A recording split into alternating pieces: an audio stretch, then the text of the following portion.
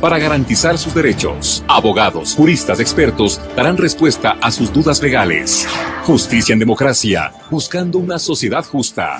Justicia en Democracia con Verónica Rosero y el acompañamiento del Colegio de Abogados de Pichincha por Democracia y Democracia TV. Bienvenidos.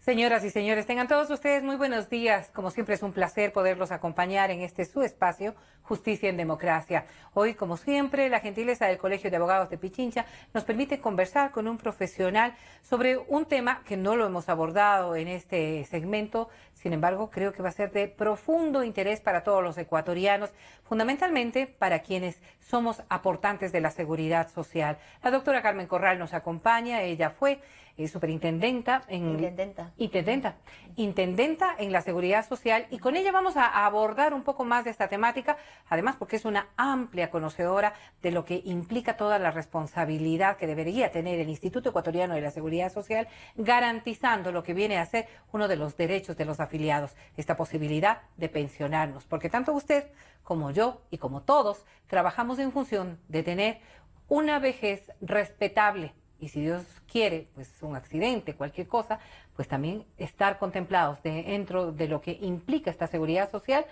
frente a las eventualidades que la vida nos pueda presentar. Y quizás vamos a hacer un poco un recorderis anterior.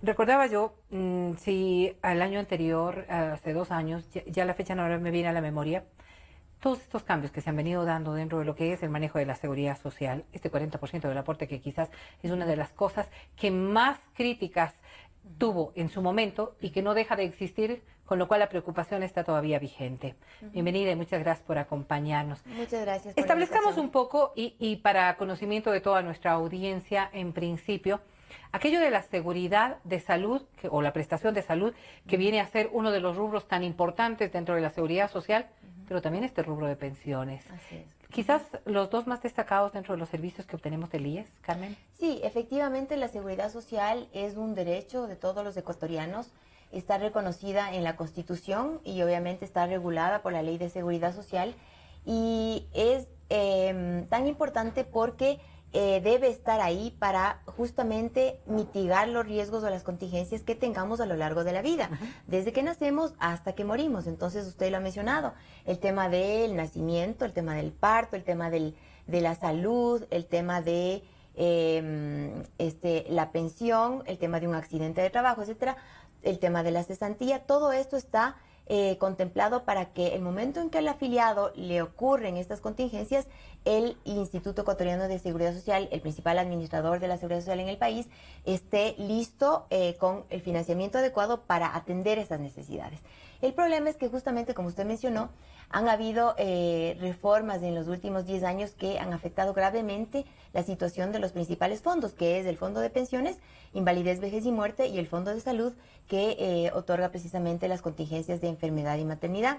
También está la prestación de cesantía, está la prestación de desempleo ahora implementada, está el Fondo de Riesgos del Trabajo, que atiende todo lo que son accidentes y enfermedades profesionales, y está el Seguro Social Campesino, que como un régimen independiente atiende las prestaciones de los afiliados del Seguro Social Campesino. Basándose en un hecho de solidaridad en CAP. Exacto, tiene un componente alto de solidaridad el Seguro Social Campesino, en donde aportan los afiliados activos y el Estado. Ahora, estableciendo que esta es una amplísima gama de servicios que uno puede obtener de la seguridad social, y como bien lo decía, adicionalmente, siendo esta la principal prestadora de un servicio tan importante, porque podemos encontrar en el mercado alternativas distintas, sin que esta deje de ser también a la par quien pueda estar relacionada con la mayoría de los trabajadores a nivel nacional. Pero dentro de aquello, y haciendo alusión un poco también a estas perspectivas o proyecciones, mil disculpas, que pueda tener la OMS, hace ya advertencias respecto de lo que va a ocurrir con la población a nivel mundial. Ustedes han hecho estudios, yo he visto publicaciones que hacen alusión al incremento también de los aportantes para los próximos años en relación con quienes vamos o podríamos ser jubilados. Un incremento que realmente no va a la par, más bien bastante desigual, en relación a que ahora podrán haber menos ecuatorianos también que vayan naciendo día con día y más jubilados por este periodo de longevidad que podemos llegar a tener los ecuatorianos. Esto hace que ya arranquemos con cifras que no resultan ser nada Así es. agradables. A ver, entonces, desmenucemos el tema. Vamos primero con pensiones, que es lo que usted ha mencionado ahorita, a pesar de que mencionó la OMS, que es la Organización Mundial de la Salud, en el tema de salud. Entonces, en primer lugar, vamos con y para pensiones. eso está precisamente para que nos aclare usted. Ya, perfecto. Entonces, en el tema de pensiones, el IES administra un fondo de pensiones. Hay un porcentaje del aporte del IES que va al fondo de pensiones para financiar precisamente cuando el afiliado cumpla requisitos, que en este momento la jubilación ordinaria de vejez está en 60 años de edad y 30 años de aportaciones, bueno, no necesariamente consecutivas, pero 30 años de aportaciones. ¿Sí que hay una diferenciación entre hombres y mujeres? Sin que hay una diferenciación entre hombres y mujeres, para todos están los mismos requisitos. Entonces, ahí hay varios puntos. En principio, la ley estaba diseñada para que el afiliado con los 30 años de aportes cubra el 60% de su pensión. Y al jubilarse, el Estado tenía que poner el 40%. Entonces, aquí viene el tema del 40%. El Estado retiró este 40%, lo eliminó en el año 2015. Y entonces, ¿qué pasó? Que el mismo aporte, el mismo fondo, tiene que ahora cubrir el 100%. Entonces, ahí ya de inicio hay un impacto muy grande para el fondo de pensiones, que antes tenía que cubrir solo hasta el 60% de todos los que iban jubilando, ahora tiene que cubrir el 100% sin que le hayan aumentado el financiamiento. Claro, porque de eso parte, ¿no? Y quizás el reclamo mayoritario era porque decían cómo se va a hacer esta cobertura, pero cuando hablamos de aquello, el expresidente ahora, Rafael Correa, asumía que la Seguridad Social contaba con todos los fondos suficientes como para hacerse cargo. Y eso no es así, porque el fondo de pensiones, que a diciembre del año pasado llegó a 9.000 millones, tiene que alcanzar para todas las generaciones futuras que se van jubilando. Y ahí vienen los hechos que usted mencionó, por ejemplo, el tema de la demografía, que ahora la gente vive más. Entonces, por los avances de la medicina, la gente vive más y entonces necesita más tiempo la pensión, porque la pensión es vitalicia, es decir, hasta que la persona fallece. Entonces, tenemos problemas demográficos, tenemos problemas de que ya no hay tantos aportantes, que usted le mencionó, y entonces en un sistema de reparto como es el actual, necesitamos al menos 7 personas, de 7 a 8 personas activas que financien la pensión de un jubilado. Y entonces, como hay menos personas en el mercado laboral, menos jóvenes también por los hechos demográficos, tenemos menos personas que financien eso y entonces la Seguridad Social en pensiones entra en un problema de financiamiento, a más de haberle quitado el 40%. Pero aquí le quiero comentar otro golpe adicional al fondo de pensiones que fue muy grave, que es que como el fondo de salud también está en crisis, ya vamos a ver por qué, resulta que en el año 2016, el año pasado, en octubre del 2016, el Consejo Directivo tomó una decisión totalmente antitécnica e ilegal, que es reducir el aporte al fondo de pensiones para pasarlo al fondo de salud. Entonces, ya de por sí que el fondo de pensiones tenía todos estos problemas, que le quitaron el 40%, encima más le bajan el aporte. Entonces, esto le pasa a salud.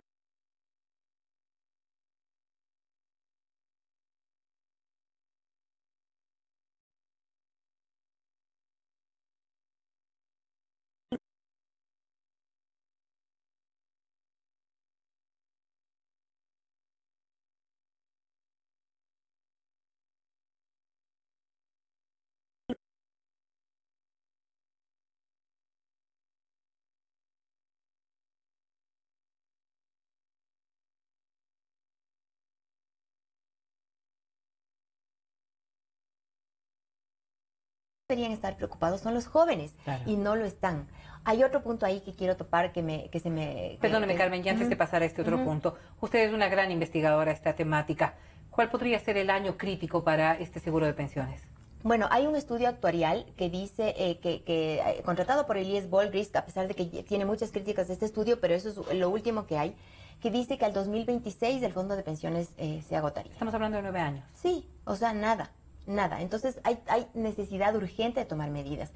Uno de los puntos que yo quería topar antes de pasar a salud es el tema de las inversiones del fondo de pensiones. Hay este otro tema adicional que acabamos de leer en prensa digital en estos días, de que el BIES, que es ahora el que le administra o el que realiza el proceso de inversiones de la Seguridad Social, con inversiones financieras o inversiones privativas, que son los créditos, resulta que está con problemas operativos y que tiene muchas falencias y que los rendimientos no son los óptimos, etcétera. Entonces, Eso también afecta al fondo de pensiones, porque los 8.000 y pico de millones que pueden haber ahí están siendo invertidos por el BIES y eso debe ser un rendimiento que va directamente a beneficiar a los afiliados y futuros jubilados. Y sin embargo, el BIES parece que no está haciendo un buen trabajo. Entonces ahí también hay temas de supervisión que son muy importantes. De hecho, la Superintendencia de Bancos deja mucho que desear en su actuación, porque todas estas medidas, por ejemplo, la resolución CD 501, que es la que cruza los aportes, la Superintendencia no la debió haber permitido, o sea, la debió haber mandado a derogar inmediatamente. Sin embargo, se quedó callada sin hacer ningún pronunciamiento. Y comentemos ahora que hay una última resolución del Consejo Directivo, la CD 554, en la transitoria 27ª, en donde está cambiando la fórmula de cálculo para las pensiones a futuro a partir de agosto del 2017. ¿Y cuál sería ese cambio? Entonces está haciendo una reducción de la base de cálculo, porque le multiplica una fórmula ahí. Para mí sí es un tanto compleja, soy abogada, pero entiendo de la lectura del artículo que se amplía la base de cálculo y por lo tanto hay una reducción de beneficio. Entonces, desde el punto de vista técnico, esto sí le da un alivio al fondo de pensiones. Sin embargo, sería una medida coyuntural, puntual, sin sustento técnico, en contra del artículo 229, que no se está tomando como debería ser, que es justamente hacer un análisis integral y profundo, con estudios actuariales actualizados y vigentes, para saber qué tenemos que tomar, qué medidas, algunas medidas tenemos que tomar para salir de esta crisis, y no tomar nuevamente una medida puntual sin sustento técnico que tal vez le dé un pequeño respiro al fondo de pensiones, pero sí implica una merma del beneficio para los jubilados. Porque estamos tapando tan solo un hueco sin ver realmente la problemática, pero estamos frente a la posibilidad de una consulta popular hacia los próximos días. Y dentro de todos estos planteamientos que le han hecho al presidente de la República respecto a lo que se debe consultar a los ecuatorianos, está también el tema del futuro de la seguridad social, siendo puntuales, el tema del 40%, por ejemplo, que podría ser una gran alternativa.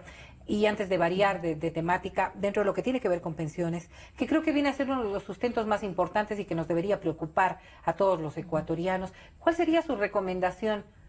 ¿Qué deberíamos consultar? ¿Qué deberíamos propiciar precisamente en esto? Como para que uno asuma que es la responsabilidad de todos salvaguardar al sistema de seguridad social. Así es una pregunta muy importante, porque, y yo le he estado dando vueltas, ¿qué podemos consultar al pueblo ecuatoriano sobre la seguridad social? Porque es un tema muy importante.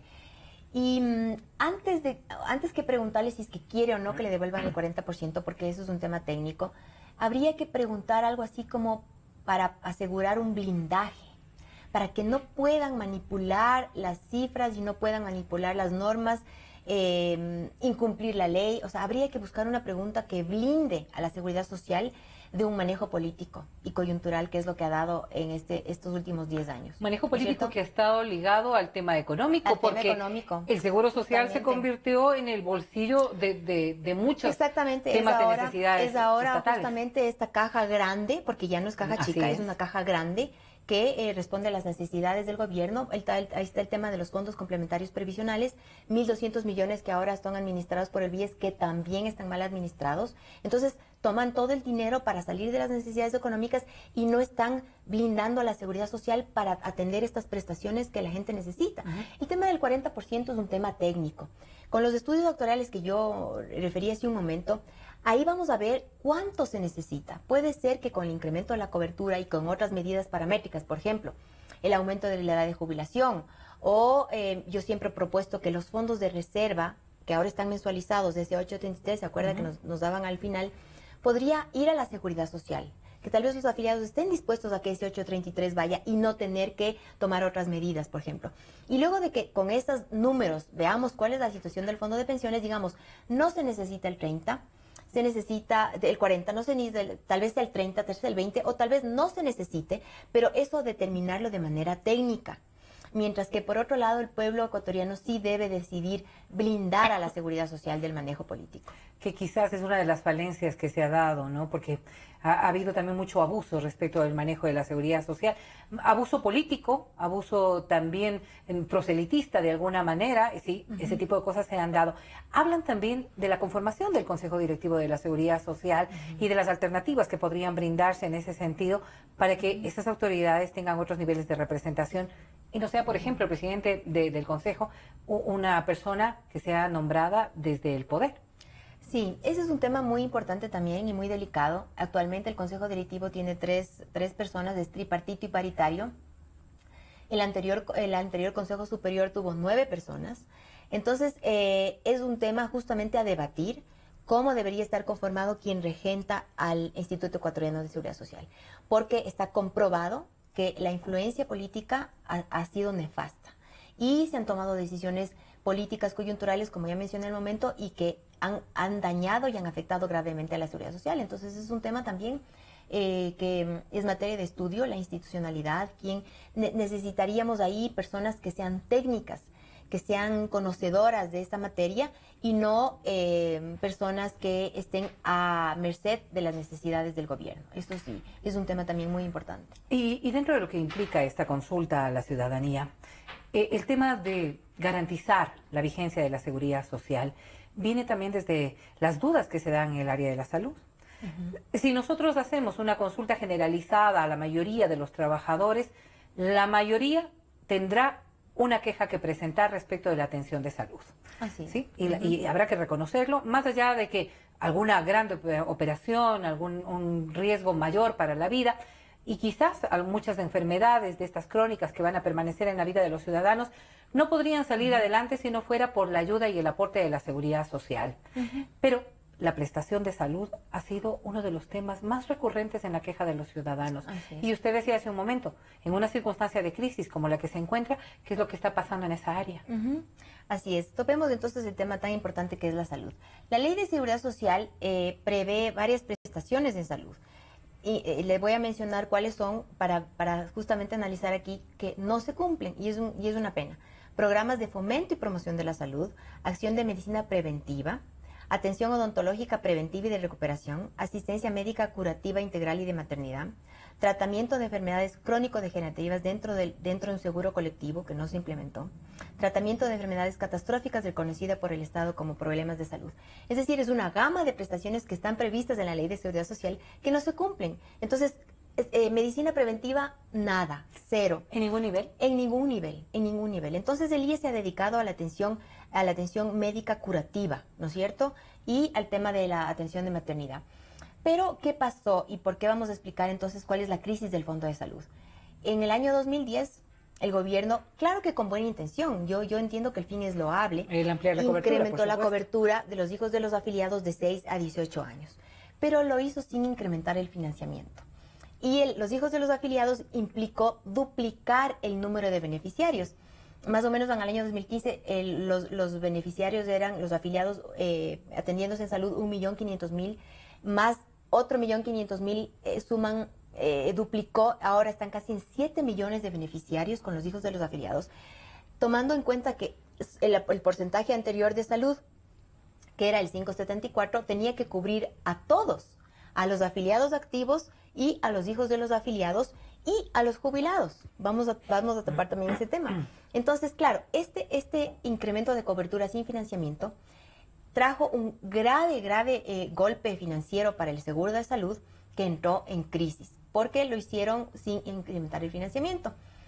Después está el tema, entonces, claro, las prestaciones médicas no abastecen porque no tienen los recursos para poder cubrir a tantos beneficiarios. Pero es que solamente la lógica podría determinar aquello. Es totalmente lógico lo que acabamos de analizar. Ya en términos actuariales hay un estudio de la empresa actuaria que dice que esta medida incrementó el déficit en un 200% para el Fondo de Salud. Ahora, tomemos el tema de los jubilados. Los jubilados está previsto en el artículo 10 de la Ley de Seguridad Social que su atención de salud esté dada por el IES. Entonces ellos con todo el derecho van a las unidades médicas del IES y se atienden. El IES por ley les atiende. Pero ¿qué dice el artículo 10? El artículo 10 dice, esta atención de los jubilados la paga el Estado. Entonces el IES lo que hacía es muy bien, yo le doy la prestación, la bronquitis, etcétera, me costó tanto. La factura. Y genero una cuenta, ¿no? La registro y genero una cuenta por cobrar al Estado. Esta deuda que tenía que ser pagada año a año, nunca fue pagada. Sí fue reconocida, está reconocida en 3 convenios de pago con el IES y el Ministerio de Finanzas. Sin embargo, todos conocemos qué es lo que pasó con esta deuda. No la reconocieron y en septiembre del 2016 la borraron de los estados financieros. Que realmente es algo es que inconcebible. Es inconcebible, es inconcebible. Ahora sabemos que la Contraloría General del Estado dijo esto es ilegal, vuelvan a la contabilidad, pero lo que necesitamos o más de volver a la contabilidad es que el Estado le pague. Porque el Fondo de Salud está en crisis por estos dos razones. Porque sigue atendiendo a los jubilados y no le paga el Estado. No está previsto que el financiamiento que antes era el 574 cubra también a jubilados y cubra a los hijos de los afiliados. Entonces, ¿qué es lo que hizo el Consejo Directivo el año pasado con este cruce de aportes? Viendo la grave crisis del Fondo de Salud, se tomó del Fondo de Pensiones. Claro. Y entonces hay una doble afectación. ¿Por qué? Porque ni se solucionó la situación del Fondo de Salud y se empeoró la situación del Fondo de Pensiones. Por supuesto, tapar un bache generando otro más grande no es solución en ningún caso, pero aún más en un periodo en donde, si antes había recursos y no pagaron, en la circunstancia económica del país esto resulta aún más complicado. Pero un fondo de salud que sigue también con todo este déficit y sobre todo con una situación que a futuro tampoco ve alternativas. Porque más allá del reconocimiento de la Contraloría de que la deuda existía, ¿cuál es la alternativa? ¿Cuál debería ser el paso siguiente para poder equilibrar las cuentas del seguro de salud que genera tanta desconfianza? Exacto. Entonces ahí usted ha topado un tema medular que es hay que hacer el análisis integral y profundo. ¿Por qué? Porque el financiamiento que tenemos al momento no alcanza. Entonces necesitamos incrementar el financiamiento al Fondo de Salud o necesitamos cubrir el financiamiento de los hijos de los afiliados. Por ejemplo, una alternativa sería que los padres que tienen hijos que se están atendiendo aporten un porcentaje más para cubrir ese financiamiento, por ejemplo. O la otra ¿Incrementar el porcentaje de aporte? Incrementar el porcentaje de aporte para los padres cuyos hijos se están atendiendo. Pero eso sería discrecional de si mi hijo se va a atender o si mi hijo ya se atendió. Eso habría que analizarlo cómo se presenta, sería una reforma, ¿no es cierto? Pero yo sostengo que no es que hay que hacer estas reformas puntuales, pequeñitas, coyunturales.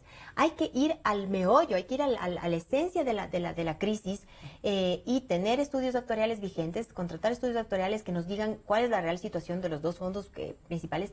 Fíjese que también ahí hay un tema grave para riesgos del trabajo. Hay una ilegalidad también. Esta resolución, la CD 501, cambió también el aporte de riesgos del trabajo, le disminuyó.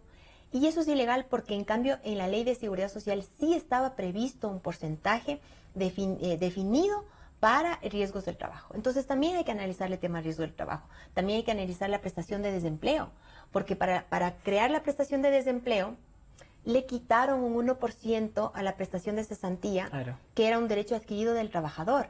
Antes, a la prestación de cesantía, a la cuenta individual del afiliado, iba el 3%.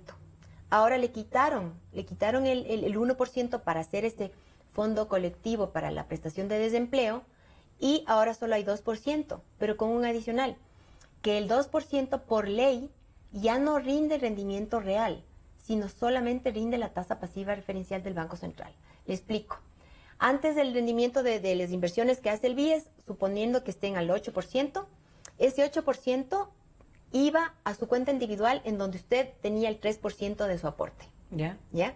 Ahora, entonces el perjuicio es doble. Le sacaron ese 1%, ahora solo tiene 2%, pero ya el rendimiento no le dan el 8%, le dan solo el 4%. ¿Y el otro 4%? ¿Y el otro 4%? ¿Qué pasa con el otro 4%? Que era del afiliado. Claro. Entonces ahí hay doble perjuicio cuando crearon la prestación de desempleo. Es una maraña realmente de muchísimas cosas que debería tener una alternativa, una ley de seguridad social que podría ser organizada desde lo que usted dice, ¿no? Estos informes actuariales que podrían servir de base para que genere una normativa que debería ir a la asamblea, que debería nacer desde la sociedad, que debería estar enmarcada bajo qué propósito, pero sobre todo con qué tipo de previsión. Porque si estamos pensando en salvar una seguridad social temporal y momentáneamente, o estamos pensando en tener un seguro que nos permita tener la certeza de que a la vejez de cualquiera de los jóvenes de ahora va a estar cubierto, ¿no? Porque claro, eso es lo que quizás a los ciudadanos les afecta, el hecho de que muchos ciudadanos, a quienes nos lo descuentan mensualmente el aporte, no hemos pisado nunca la seguridad social, gracias a Dios, pero tampoco tenemos beneficio alguno. Ahí hay un tema adicional, que es justamente que la Constitución del 2008 estableció ciertos parámetros y uno de ellos fue la seguridad social universal, la universalización de la seguridad social. Eso no se ha cumplido ni se ha implementado. Entonces, desde el 2008 necesitamos, bueno, desde antes, porque realmente antes la ley de seguridad social que está vigente sufrió una inconstitucionalidad y se quedó huequeada, etcétera. O sea, realmente necesitamos una reforma profunda de la seguridad social desde hace muchísimos años, pero con mayor razón desde el 2008 que hay un nuevo mandato constitucional de hacer una universalización de la seguridad social.